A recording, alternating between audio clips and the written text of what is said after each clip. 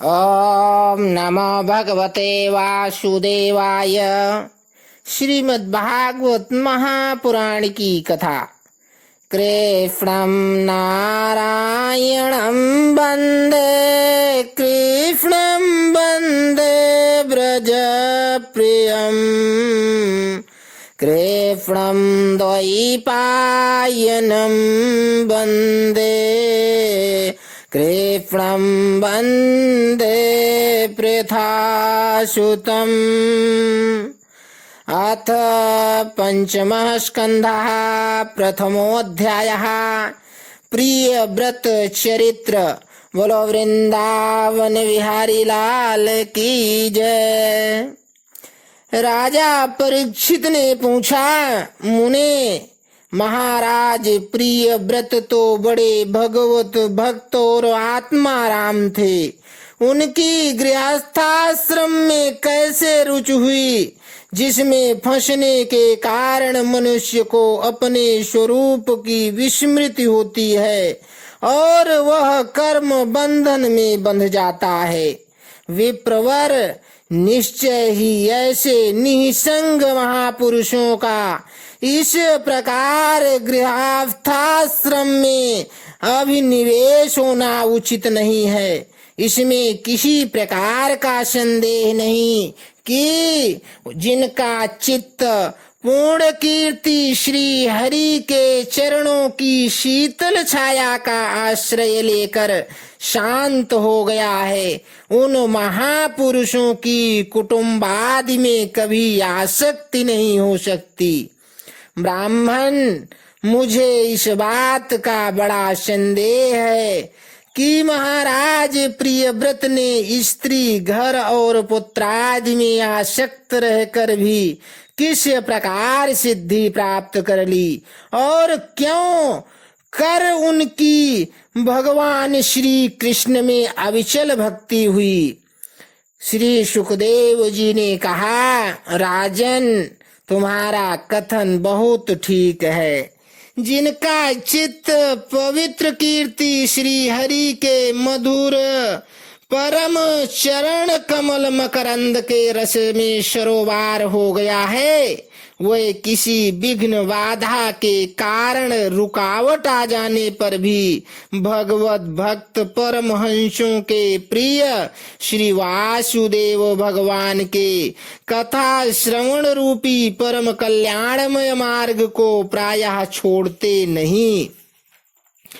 राजन, राजकुमार प्रियव्रत बड़े भगवत भक्त थे। श्री नारद जी के चरणों की सेवा करने से उन्हें सहज में ही परमार्थ तत्व का बोध हो गया था। वह ब्रह्म शस्त्र की दीक्षा निरंतर ब्रह्माभ्यास में जीवन बिताने का नियम लेने वाले ही थे कि उसी समय उनके पिता स्वयंभू मनु ने उन्हें पृथ्वी पालन के लिए शास्त्र में बताए हुए सभी श्रेष्ठ गुणों से पूर्णतया संपन्न देख राज्य शासन के लिए आज्ञा दी। किंतु प्रियव्रत अखंड समाधि योग के द्वारा अपनी सारी इंद्रियों और क्रियाओं को भगवान वासुदेव के चरणों में ही समर्पण कर चुके थे। अतः पिता की आज्ञा किसी प्रकार उल्लंघन करने योग्य न होने पर भी यह सोच कर कि राज्याधिकार पाकर मेरा आत्म स्वरूप स्त्री पुत्रादि असत प्रपंच से आच्छादित हो जाएगा, राज्य और कुटुंब की चिंता में फंसकर मैं परमार्थ तत्व को प्रायः भूल जाऊंगा, उन्होंने उसे स्वीकार न किया। आदिदेव स्वयंभू भगवान ब्रह्मा जी को निरंतर इस गुणमय प्रपंच की वृद्धि का विचार रहता है। वे सारे संसार के जीवों का अभिप्राय जानते रहते हैं। जब उन्होंने प्रियव्रत की ऐसी प्रवृत्ति देखी, तब वे मूर्तिमान चारों वेद और मरीचि आदि पार्षदों को साथ लिए अपने लोक से उतरे। आकाश में जहां तहां विमानों पर चढ़े हुए इंद्रादि प्रधान प्रधान देवताओं ने उनका पूजन किया तथा मार्ग में टोलियां बांध कर आए हुए सिद्ध गंधर्व साध्य चारण और मुनिजन ने स्तवन किया। इस प्रकार जगह जगह आदर सम्मान पाते वे साक्षात नक्षत्रनाथ चंद्रमा के समान गंध मादन की घाटी को प्रकाशित करते हुए प्रिय व्रत के पास पहुँचे। प्रिय व्रत को आत्मविद्या का उपदेश देने के लिए वहां नारद भी आए हुए थे। ब्रह्मा जी के वहां पहुंचने पर उनके वाहन हंस को देखकर देवर्षि नारद जान गए कि हमारे पिता भगवान ब्रह्मा जी पधारे हैं। अतः वे स्वयंभू मनु और प्रियव्रत के सहित तुरंत खड़े हो गए और सब ने उनको हाथ जोड़कर प्रणाम किया। परीक्षित, नारद ने उनकी अनेक प्रकार से पूजा की और सुमधुर वचनों में उनके गुण और अवतार की उत्कृष्टता का वर्णन किया। तब आदि पुरुष भगवान ब्रह्मा जी ने प्रिय व्रत की ओर मंद मुस्कान युक्त दया दृष्टि से देखते हुए इस प्रकार कहा। श्री ब्रह्मा जी ने कहा, बेटा, मैं तुमसे सत्य सिद्धांत की बात कहता हूँ, ध्यान देकर सुनो।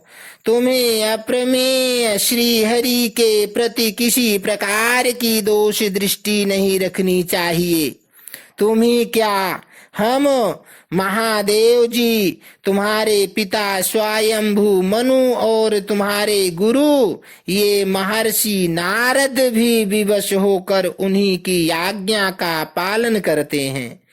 उनके विधान को कोई भी देहधारी न तो तप विद्या योग बल या बुद्धि बल से, न अर्थ या धर्म की शक्ति से और न स्वयं या किसी दूसरे की सहायता से ही टाल सकता है। प्रियवर, उसी अव्यक्त ईश्वर के दिए हुए शरीर को सब जीव जन्म मरण शोक मोह भय और सुख दुख का भोग करने तथा कर्म करने के लिए सदा धारण करते हैं।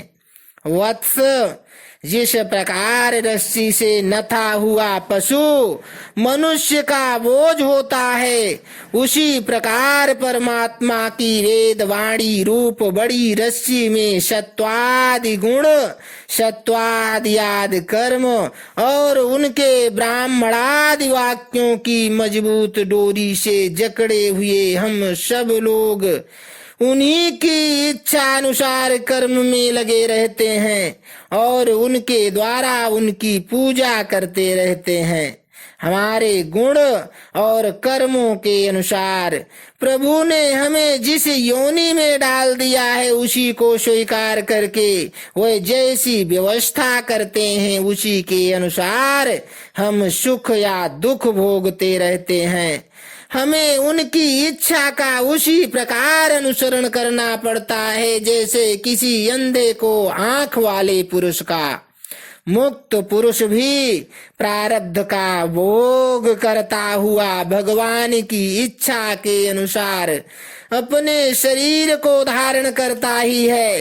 ठीक वैसा ही जैसे मनुष्य की निद्रा टूट जाने पर भी स्वप्न में अनुभव किए हुए पदार्थों का स्मरण होता है, इस अवस्था में भी उसको अभिमान नहीं होता और विषय वासना के जिन संस्कारों के कारण दूसरा जन्म होता है उन्हें वह स्वीकार नहीं करता।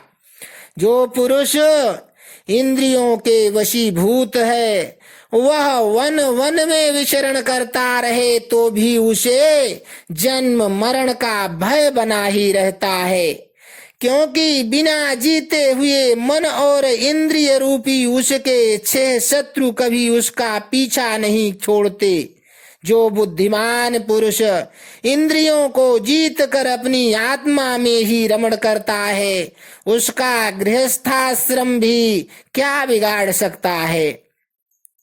जिसे इन 6 शत्रुओं को जीतने की इच्छा हो, वह पहले घर में रहकर ही उनका अत्यंत निरोध करते हुए उन्हें वश में करने का प्रयत्न करे। किले में सुरक्षित रहकर लड़ने वाला राजा अपने प्रबल शत्रुओं को भी जीत लेता है। फिर जब इन शत्रुओं का बल अत्यंत क्षीण हो जाए, तब विद्वान पुरुष इच्छा अनुसार विचर सकता है। तुम यद्यपि श्री कमलनाथ भगवान के चरण कमल की कली रूप किले के आश्रित रहकर इन 6 शत्रुओं को जीत चुके हो, तो भी पहले उन पुराण पुरुष के दिए हुए भोगों को भोगो। इसके बाद निसंग होकर अपने आत्म स्वरूप में स्थित हो जाना। श्री सुखदेव जी कहते हैं कि जब त्रिलोकी के गुरु श्री ब्रह्मा जी ने इस प्रकार कहा, तो परम भागवत प्रिय व्रत ने छोटे होने के कारण नम्रता से सिर झुका लिया और जो आज्ञा ऐसा कहकर बड़े आदर पूर्वक उनका आदेश शिरोधार्य किया। तब स्वयंभू मनु ने प्रसन्न होकर भगवान ब्रह्मा जी की विधिवत पूजा की। इसके पश्चात वे मन और वाणी के अविषय अपने आश्रय तथा सर्व व्यवहारातीत पर ब्रह्म का चिंतन करते हुए अपने लोक को चले गए। इस समय प्रिय व्रत और नारद जी सरल भाव से उनकी ओर देख रहे थे। मनु जी ने इस प्रकार ब्रह्मा जी की कृपा से अपना मनोरथ पूर्ण हो जाने पर देवर्षि नारद की आज्ञा से प्रिय व्रत को संपूर्ण भूमंडल की रक्षा का भार सौंप दिया और स्वयं विषय रूपी विषैले जल से भरे हुए गृहस्थाश्रम रूपी दुस्तर जलाशय की भोगेच्छा से निवृत्त हो गए। अब पृथ्वीपति महाराज प्रियव्रत भगवान की इच्छा से राज्य शासन के कार्य में नियुक्त हुए। जो संपूर्ण जगत को बंधन से छुड़ाने में अत्यंत समर्थ है, उन आदि पुरुष श्री भगवान के चरण युगल का निरंतर ध्यान करते रहने से यद्यपि उनके रागादि सभी मल नष्ट हो चुके थे और उनका हृदय भी अत्यंत शुद्ध था, तथापि बड़ों का मान रखने के लिए वे पृथ्वी का शासन करने लगे। तदनंतर उन्होंने प्रजापति विश्वकर्मा की पुत्री वर्हिष्मती से विवाह किया। उससे उनके 10 पुत्र हुए। वे सब उन्हीं के समान शीलवान, गुणी, कर्मनिष्ठ, रूपवान और पराक्रमी थे। उनसे छोटी ऊर्जस्वती नाम की एक कन्या भी हुई।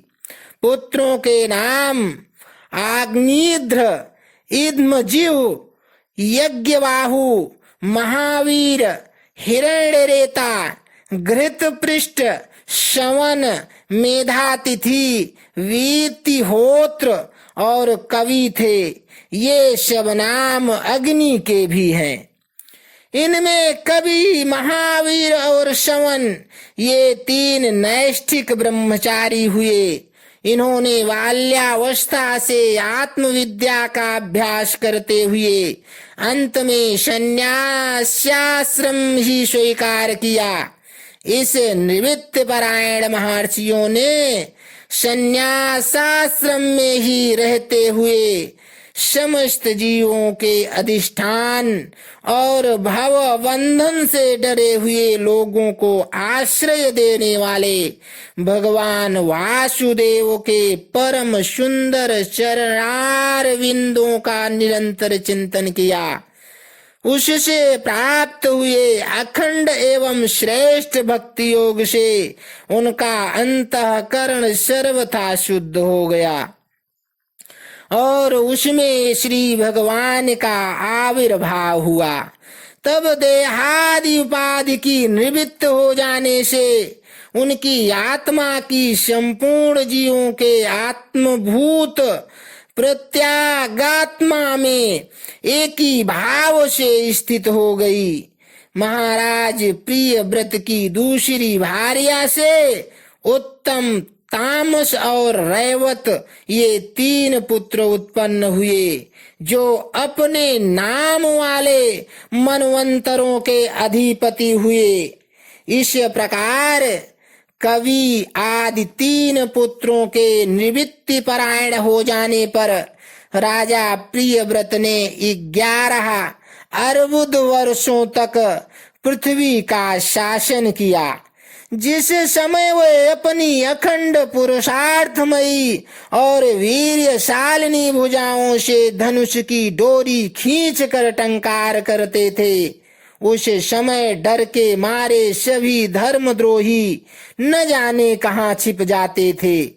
प्राण प्रिया वर्हिष्मती के दिन दिन बढ़ने वाले आमोद प्रमोद और अभ्युत्थानादि क्रीड़ाओं के कारण तथा उसके स्त्री जनोचित हाव भाव, लज्जा से संकुचित मंदहास्य युक्त चितवन और मन को भाने वाले विनोद आदि से महामना प्रिय व्रत विवेकहीन व्यक्ति की भांति आत्म विस्तृत से होकर सब भोगों को भोगने लगे, किंतु वास्तव में ये उनमें आसक्त नहीं थे।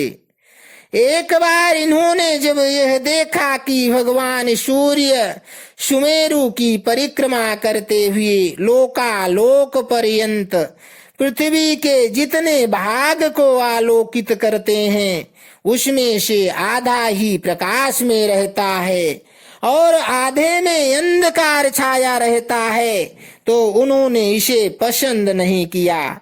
तब उन्होंने ये संकल्प लेकर कि मैं रात को भी दिन बना दूंगा, सूर्य के समान ही वेगवान एक ज्योतिर्मय रथ पर चढ़कर द्वितीय सूर्य की ही भांति उनके पीछे पीछे पृथ्वी की 7 परिक्रमाएं कर डाली। भगवान की उपासना से इनका अलौकिक प्रभाव बहुत बढ़ गया था। उस समय इनके रथ के पहिए से जो लीकें बनी, वह ही 7 समुद्र हुए। उसमें पृथ्वी से 7 द्वीप हो गए। उनके नाम क्रमशः जम्बू, प्लक्ष, शाल्मली, कुश, क्रौंच, शाक और पुष्कर द्वीप हैं। इनमें से पहले पहले की अपेक्षा आगे आगे के द्वीप का परिमाण दूना है और ये समुद्र के बाहरी भाग में पृथ्वी के चारों ओर फैले हुए हैं। 7 समुद्र क्रमशः खारे जल, ईख के रस, मदिरा, घी, दूध, मट्ठे और मीठे जल से भरे हुए हैं। ये 7 द्वीपों की खाइयों के समान हैं और परिमाण में अपने भीतर वाले द्वीप के बराबर हैं। इनमें से एक एक क्रमशः अलग अलग 7 द्वीपों को बाहर से घेर कर स्थित हैं। वर्हिष्मती पति महाराज प्रियव्रत ने अपने अनुगत पुत्र आग्निध्र, इधमजिह्व, यज्ञबाहु, हिरण्यरेता, घृतपृष्ठ, मेधातिथि और वीतिहोत्र में से क्रमशः एक एक को उक्त जम्मू आदि द्वीपों में से एक एक राजा बनाया। उन्होंने अपनी कन्या ऊर्जस्वती का विवाह शुक्राचार्य जी से किया। उसी से शुक्र कन्या देवयानी का जन्म हुआ। राजन, जिन्होंने भगवत चरणारविंदों की रज के प्रभाव से शरीर के भूख, प्यास, शोक, मोह और जरा जन्म इन 6 गुणों को अथवा मन के सहित 6 इंद्रियों को जीत लिया है, उन भगवत भक्तों का ऐसा पुरुषार्थ होना कोई आश्चर्य की बात नहीं है, क्योंकि वर्ण बहिष्कृत चांडाल आदि नीच योनि का पुरुष भी भगवान के नाम का केवल एक बार उच्चारण करने से तत्काल संसार बंधन से मुक्त हो जाता है। इस प्रकार अतुलनीय बल पराक्रम से युक्त महाराज प्रियव्रत एक बार अपने को देवर्षि नारद के चरणों की शरण में जाकर भी पुनः दैववश प्राप्त हुए प्रपंच में फंस जाने से अशांत सा देख मन ही मन विरक्त होकर इस प्रकार कहने लगे, ओह बड़ा बुरा हुआ, मेरी विषय लोलुप इंद्रियों ने मुझे इस अविद्या जनित विषम विषय रूप अंधकूप में गिरा दिया। बस बस बहुत हो लिया, हाय मैं तो स्त्री का कीड़ा मृग ही बन गया। उसने मुझे बंदर की भांति नचाया, मुझे धिक्कार है, धिक्कार है। इस प्रकार उन्होंने अपने को बहुत कुछ बुरा भला कहा। परमाराध्य श्री हरि की कृपा से उनकी विवेक वृत्ति जागृत हो गई। उन्होंने यह सारी पृथ्वी यथा योग्य अपने अनुगत पुत्रों को बांट दी, और जिसके साथ उन्होंने तरह तरह के भोग भोगे थे, उस अपनी राजरानी को साम्राज्य लक्ष्मी के सहित मृतदेह के समान छोड़ दिया तथा हृदय में वैराग्य धारण कर भगवान की लीलाओं का चिंतन करते हुए उसके प्रभाव से श्री नारद जी के बतलाए हुए मार्ग का पुनः अनुसरण करने लगे। महाराज प्रियव्रत के विषय में निम्नलिखित लोकोक्ति प्रसिद्ध है। राजा प्रियव्रत ने जो कर्म किए उन्हें सर्वशक्तिमान ईश्वर के सिवा और कौन कौन कर सकता है। उन्होंने रात्रि के अंधकार को मिटाने का प्रयत्न करते हुए अपने रथ के पहियों से बनी हुई लीकों से ही 7 समुद्र बना दिए। प्राणियों के शुभीतने के लिए जिससे उनमें परस्पर झगड़ा ना हो, द्वीपों के द्वारा पृथ्वी के विभाग किए और प्रत्येक द्वीप में अलग अलग नदी, पर्वत और वन आदि से उसकी सीमा निश्चित कर दी। वे भगवत भक्त नारदादि के प्रेमी भक्त थे। उन्होंने पाताल लोक के, देवलोक के, मृत्युलोक के तथा कर्म और योग की शक्ति से प्राप्त हुए ऐश्वर्य को भी नरक तुल्य समझा था।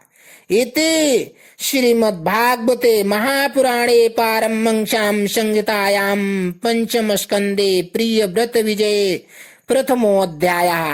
बोलो वृंदावन बिहारी लाल की जय।